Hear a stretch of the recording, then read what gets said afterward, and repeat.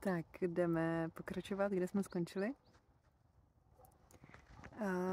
Skončili jsme před naším třetím pokusem IVF, kdy mezi prvním a druhým tím celkovým cyklem, kde jsem procházela takovou tou jako fakt hodně náročnou invazivní stimulací vaječníků, aby vlastně těch vajíček odebraných bylo jako úplně co možná nejvíc. Tak proběhl jeden kryoembryotransfer z těch zmražených, potom druhý pokus kompletní stimulace zase nevyšel a šli jsme jako na třetí a říkali jsme si, OK, tak zkusíme prostě ten třetí, jestli vyjde. A pak uvidíme, protože ty finanční náklady těch celých cyklů byly pro nás jako hodně náročné. Říkali jsme si vlastně, že bychom asi šli i do čtvrtého možná, protože jsme jako hodně po těch dětech toužili.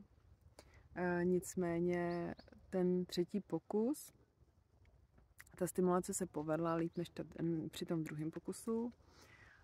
Já jsem zase nějak jako dost vajíček, nebo prostě akorát, nebyl nějak jako průměr, nebylo to nic jako ani dobře, ani špatně. A rozhodli jsme se teda zavést tentokrát jedno vajíčko, nebo jednu vlastně, jedno miminko, a ještě tomu říkáme teda správně. No a ten pokus se podařil. Takže já jsem šla na první nějakou kontrolu, nedostala jsem menstruaci a vlastně i na testech, že, který jsem skupovala lékárnu, vždycky kupovala jsem si mraky testů, že jsem pořád čurala na ty papírky, jestli jo nebo ne. To asi všechny ženy, které se snaží otěhotnět, tak urputně jako já tenkrát, tak to znají, tohleto. No a ty 2 čárky tam teda byly nakonec, takže my jsme z radosti jeli do toho Podolí, tam nám všechno potvrdili, byl to nějaký 6. týden, ještě jako malinký, náznak srdeční akce, další kontrola za 14 dnů, tak to bylo úplně neskutečně dlouhých 14 dnů, že jsem si říkala, ty kráso. Ještě teda musím říct, že jsem změnila přístup, že vlastně po tom, co mi to miminko zavedli, tak jsem vlastně dělala úplně všechno úplně normálně a fakt jsem si vlastně říkala úplně, že mi to jedno, jo, že jako nebudu se hvázat na to, jestli to klapne tentokrát nebo ne. No a pak vlastně v 8. týdnu to bylo všechno úplně v pořádku, byla krásná srdeční akce, takže my jsme se fakt jako radovali, že jako opravdu se to zřejmě podařilo. Takže jsme šli jako domů, nikomu jsme samozřejmě neříkali, že a my jsme teda, musím říct, že ani vlastně o tom třetím cyklu už jsme neříkali ani rodině, protože ty první 2 cykly a ten kryoembryotransfer v rozmezí toho, nevím, tuším, to bylo prostě třeba rok a půl, nebo tak rok a kousek, netuším, už si to moc nepamatuju. Tak my jsme vlastně byli pod neustálou palbou té rodiny a těch kamarádů, jako jak se daří, jak to jde a jaký to pro nás je a co nás čeká a tak a prostě bylo to tak jako vlastně jsme pořád jenom odpovídali na ty stejné otázky a už jsme si jako připadali jako hodně v pasti ještě k tomu všemu, co jsme jako s tím mimoužem zažívali. No, takže u toho třetího já už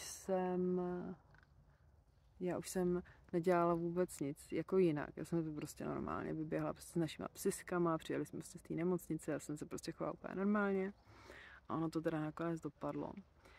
No a pak jsme šli teda na kontrolu ve 12. týdnu, protože tam se chodil nejdřív nějak jako velmi často, protože, jak jsem říkala, většina, nebo myslím si, že všechny těhotenství, které nastanou po IVF, takže jsou brány jako rizikové. A v tom 12. týdnu vlastně mi paní doktorka jako řekla, že miminku přestalo být srdíčko. Že se to stává, že to je označováno jako zamlklý potrat a že prostě to miminko jako tam fakt prostě tu akci nemá. No. Takže nás to jako úplně, ale jakože úplně zlomilo, ale jakože úplně. No. Tak já jsem to musela chvilku přerušit, protože tady za mnou procházel nějaký pár s pejskem. Já jsem tady nechtěla říkat takový intimnosti nahlas. No, takže jsme byli prostě úplně zlomený, protože už jsme se fakt jako natěšili na to, že to trápení mnohaletý, že jsme jako vlastně asi nad tím jako vyhráli, nebo úplně jsme měli takový pocit, jako jo, hurá, prostě tak i na nás se dostalo. I když touhle cestou, tak prostě jsme byli jako rádi, velmi rádi. No a já teďko zpětně v tom hodně vnímám, že já jsem si vlastně ulevila, že už nás znova nebude čekat to trápení, že jako pro mě to byla velká úleva, že už nebudu muset jít do těch kroků bolavých, nepříjemných, do těch všech sci-fi postupů, který jsme museli do té doby opakovaně podstupovat. No a to miminko se teda rozhodlo odejít. Já jsem tenkrát ještě netušila vůbec o nějakých jako alternativách k tomu, protože samozřejmě mě hnedka potom, co nám to řekli, to bylo těsně před Velikonocema v roce 2011. A ještě to vycházelo tak, že vlastně ve čtvrtek mi to řekli. A v pátek byl Velký pátek, pak byly Velikonoce, Velikonoční pondělí a oni mě vlastně vzali a oni mě pozvali na tu kiretáž dělohy, která se dělá jako běžně, vlastně ve zdravotnictví se dělá po potratu a pozvali mě až na to úterý. Tak já jsem ještě tenkrát jako netušila, že existují i jiný jako alternativní nějaký, že se to prostě dá celý i udělat nějak víc přirozeně, takže jsem na tu kiretáž dělohy šla. A co bylo teda hrozný pro mě, jako osobně, bylo vlastně zůstat v tom tehdejším vědomí s tím, že mám v sobě to miminko, který chvilku žilo a kterýmu už bylo to srdíčko a že teď mu to srdíčko nežije a že bude vlastně ve mně ještě další 4 nebo 5 dnů. Tak to jsem prostě vůbec jsem neuměla být se sebou, prostě bylo to hrozný, jako ne, ani to neumím jako popsat, já jsem se úplně nějak jako úplně jsem se hnusila tomu procesu, úplně jsem si říkala prostě, proč jsem to jako dělala, že to takhle jako vlastně vůbec nechci, no. Takže jsem šla na kretáž, tam mě čekala ještě taková vlastně úplně jako poslední, myslím si, že to byla taková pro mě jako poslední tečka tady v tom, že my jsme tam přišli, oni nám tam dali nějaký ty mundury, ty andílky takový nebo něco takového. No a vedle mě tam vlastně na pokoji ležela ještě jedna paní, která byla taky po potratu, vlastně ona teda potratila přirozeně, nějakým třeba 14. týdnu. A s manželem se snažili přes 9 let, takže jsem si říkala, wow, tak to my jsme ještě vlastně takový jako žabaři, no, jsme ještě jako hodně v pohodě. A ta byla taková, teda, na to si vzpomínám, dodnes byla taková hodně smířená s tím, že vlastně je na to už úplně zvyklá na tohleto, že už je po několikátý na kiretáži. No a pak nám tam vlastně, my jsme si jako povídali, taky to bylo jako hezký, jako mi tam bylo dobře, už jsem se tak jako hodně uklidnila, že se vlastně blíží ten zákrok, že už mě to vyndají prostě ze mě pryč. No, to byly hodně rozporuplný pocity tenkrát. No a pak nám tam vlastně přivezli nějakou 16letou holčinu, která vlastně tam přijela úplně s opačným vlastně problémem než my. No a já jsem tenkrát vlastně, když nám to tam vlastně jsme si tak nějak jako říkali, jsme se s ní nějak seznámili, nebo to, jako vlastně, jak to bylo paradoxní, že my dvě jsme tam čekali na to, co ona jde za chvíli, vlastně, co ona má v sobě zdraví, vlastně to miminko v ní žije a ona ho nechce. A já jsem ji jako nesoudila, jo, mně jenom tam přišlo jako vlastně takovej hroznej ten jako paradox, že se takhle sejdeme na tom nemocničním pokoji a že tam budeme takhle vlastně vstříc tomuhle. No, jo, takže já jako nesoudím holčiny, jako každý to má nějak prostě posazený tohleto a chápu, že někdo se takhle jako rozhodne, je to pro ně jako v pohodě, takže je to takhle dobrý, je to takhle každému. A mě tam bylo tenkrát teda strašně, no, to jako jsem si říkala, co my bychom za to dali s tou mojí kolegyní tam. No, takže jsem šla na kiretáž a po té kiretáži vlastně tady po tom posledním nějakým jako kroku vlastně já jsem ještě celou dobu vůbec nezmínila mýho muže, který vlastně mimochodem vlastně v tomhle procesu jsou ty chlapy takový úplně jako vlastně odstrčený a vůbec se jako nemluví o tom, jaký dopady to má na ně, jo? Jak vlastně se v tom cítí oni. My teda jsme s mým mužem o tom mluvili od začátku, takže jako necítil se v tom vůbec dobře, hlavně mu nebylo fajn s tím, co se děje mně, že vlastně ty hormony, které mi simulovali furt nějaký to těhotenství a jak jsem byla přepíchaná vším tím, jako, jaký to byl fakt velký masakr. Tak to se mnou samozřejmě jako mávalo, že jsem měla náladičky a všechny možný jako wow, no prostě byla jsem fakt jako někdy fakt hodně šílená. A mám pocit, že mi z toho fakt jako hrabalo, jako hodně hrabalo. byl to velký mazec, no. No a nebylo nám v tom prostě dobře v celém tom procesu a prostě jsme si říkali, že je to asi ta daň za to, že když jako teda jsme byli tenkrát ještě takový ty poslušný jako děti, že když ta autorita jako nám řekne, hele, vy dva prostě spolu nikdy ty děti mít nebudete moc, tak jako jsme tomu prostě bezmezně věřili, no, že takhle to jako je a že to vlastně je jediná jakoby možná pravda, no. No a nebylo mu v tom fajn. Takže tady po té kiretáži, když potom přišel se za mnou, já jsem nějak se rozespávala z té, nebo probouzela z té narkózy, tak jsem plakala, protože mi teda ta narkóza vůbec nesedla, takže já jsem jako zvracela, měla jsem ohromný bolesti hlavy, ale jako ohromný bolesti hlavy. A vlastně jsem plakala, že tohle už nikdy nechci sama sobě dělat. Že už nikdy nechci za cenu vlastně života, který jako neznám, ještě ho jako nemiluju, to dítě, ještě ho nemám, nebo ještě ho, jak to mám říct, za cenu nějaký vidiny toho, jaký to bude, že nechci ztrácet takhle svůj život, že prostě mi to za to nestojí. Takže to bylo tenkrát moje jako vlastně úplně první hluboký uvědomění si nějakého soucitu sama se sebou, že vlastně já jsem se zavázala k nějaký představě o tom, že bych měla mít děti, že jsem žena a měla bych mít děti a že jako vlastně i jako chci, já jako fakt jsem je chtěla ty děti, ale ne za cenu, že půjdu proti sobě.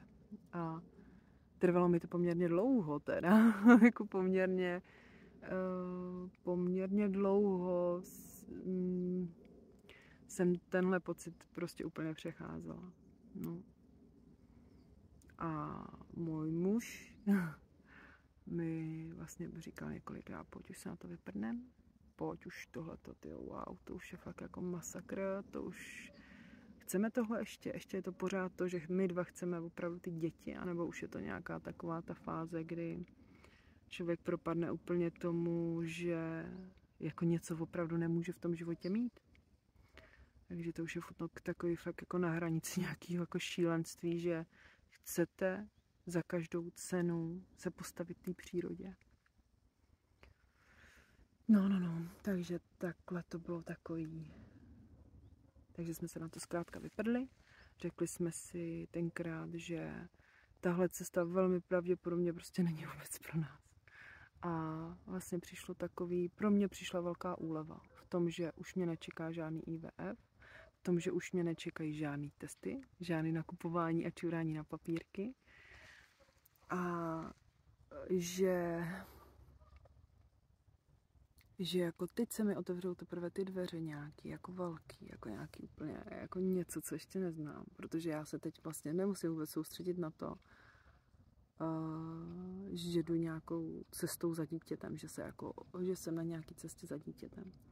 Že vlastně přišlo to velký uvolnění, úplně jako fakt, úplně to teďka cítím v těle, prostě jak se mi tenkrát hrozně ulevilo a spadl mi kámen ze srdce, že nemusím. Že je to moje rozhodnutí, že už nechci jít sama proti sobě tímhletím.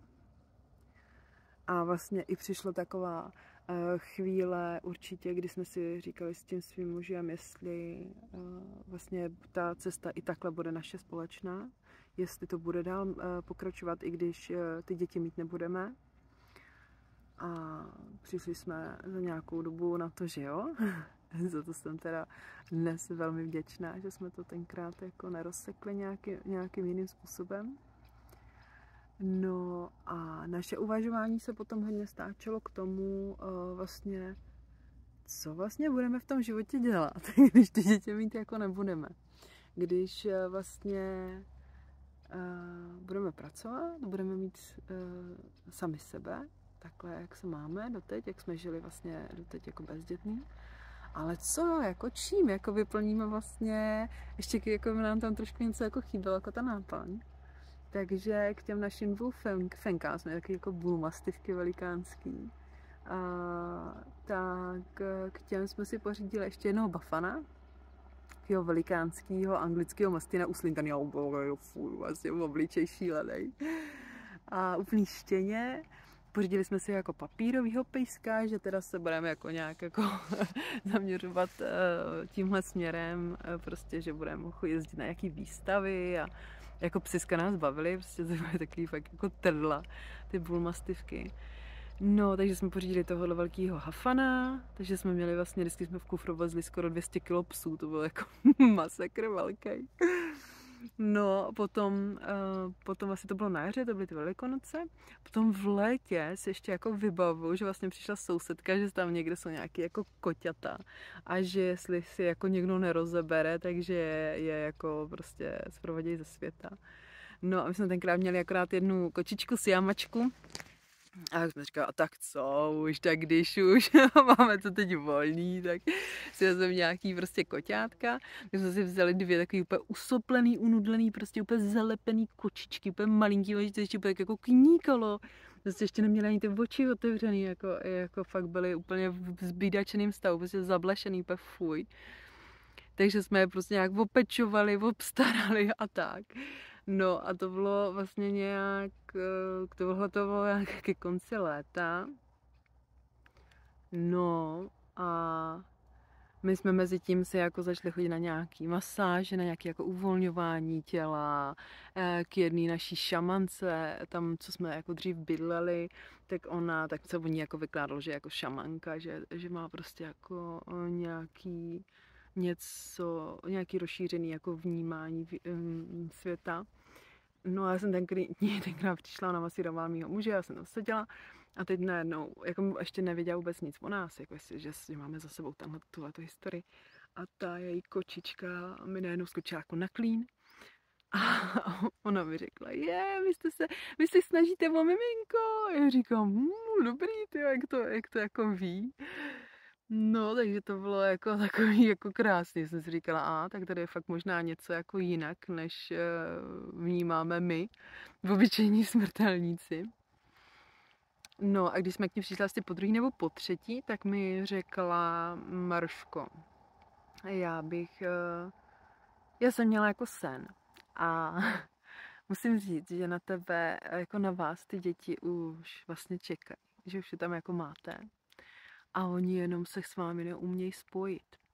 Jo, a jsem si říkala, tak tohle už je na mě jako fakt trochu psycho. A tak jako jsem si říkala, dobrý, tak to tady jako odbydem, a pak už se vlastně nebudeme jako chodit. No a ona mi řekla, že aby vlastně ty dětský duše k nám našly jako cestu. Takže vlastně v tom snu se jí jako objevilo, že já mám nosit modrý kamínek na prstínku. Že je úplně jedno, jaká modrá to bude a musí být jako pro mě ta modrá, že to musí mi jako dělat jako dobře, musí se mnou jako souznít. No a také si říkám, nám to přišlo strašně švihlý, že jo. Takže jsme odcházeli s Michalem, jak jsme se na sebe jako dívali, jsme si říkali, ty vole, tak ty jako, no dobrý. Tak máme za sebou jako IVF, všechny možný prostě pokusy, jako tyjo, snažíme se x let o miminka a teď jako k nám má přijít nějaký modrý kamínek a jakože, tyjo, budeme mít jedno dítě za druhým.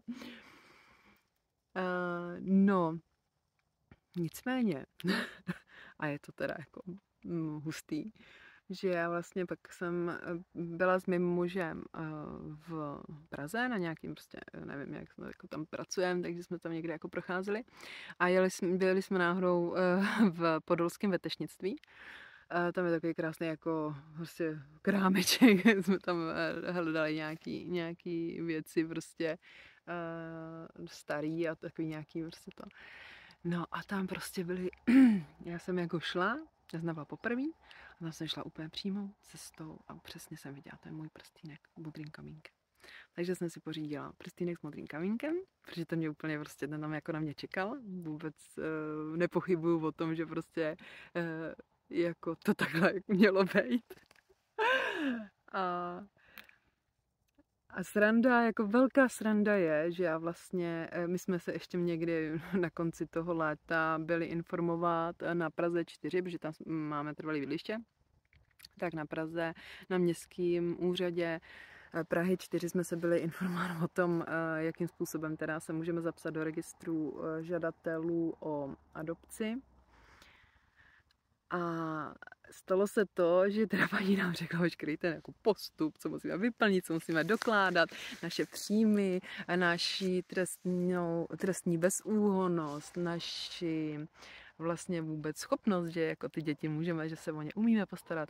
To se pak dokladuje tím, že tam vlastně chodíme na takovou jakoby praxi, že nás jako, že půjdeme do kojeňáku, tam se budeme jako pečovat o ty jako malinký miminka a oni nás budou jako za sklem prostě pozorovat, nějaký doktoři a nějaký psychiatři a psychologové a tak. No a to když slyšel můj muž, tak říkal, co si jako dělají prdel?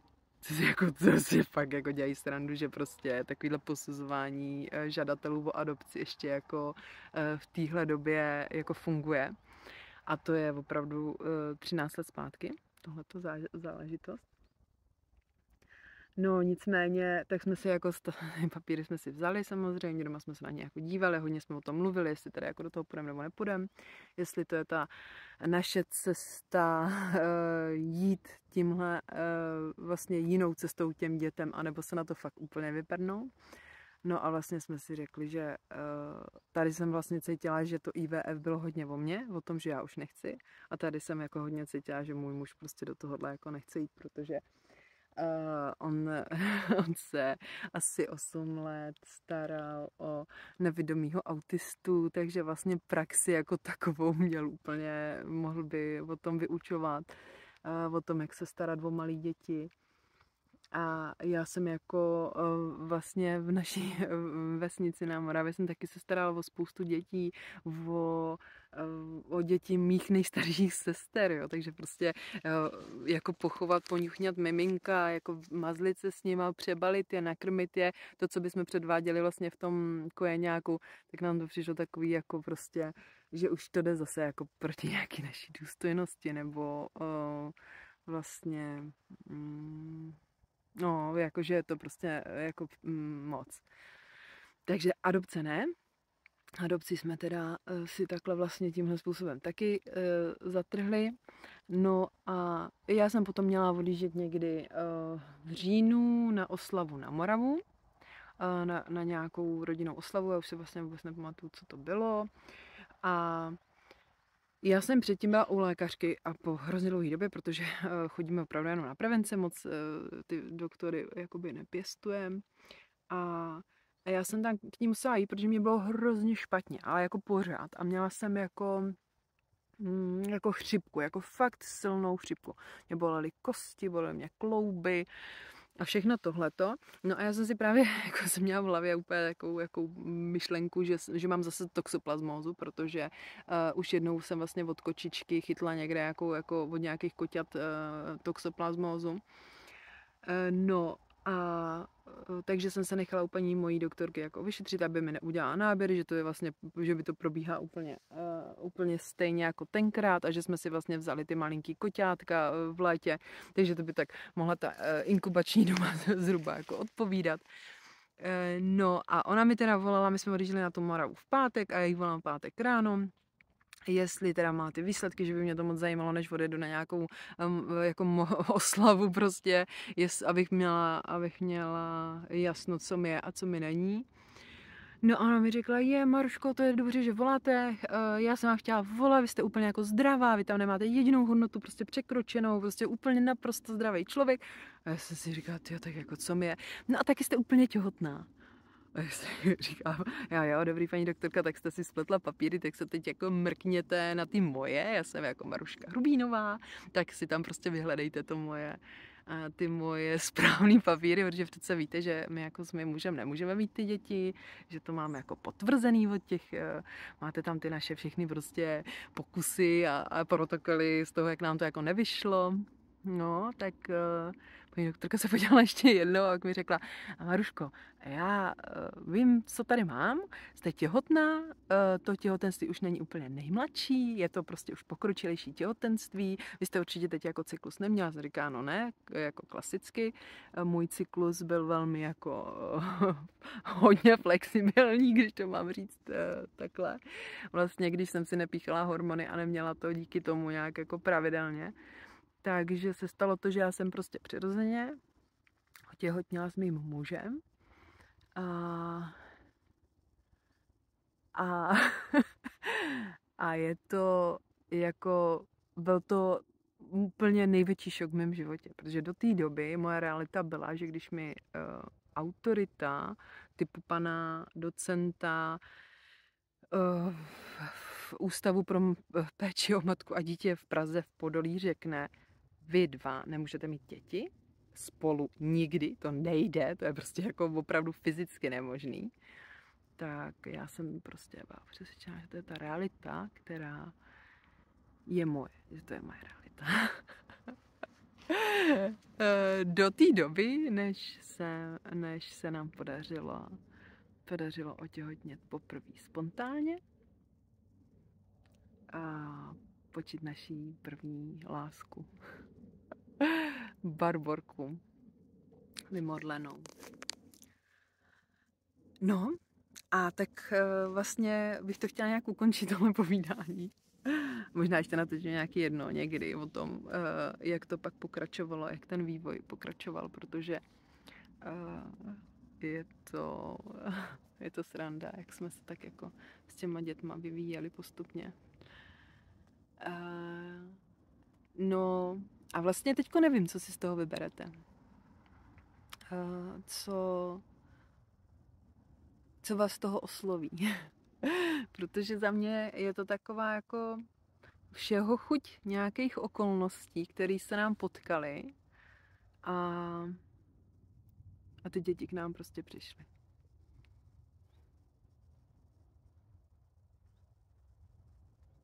A to je už asi všechno.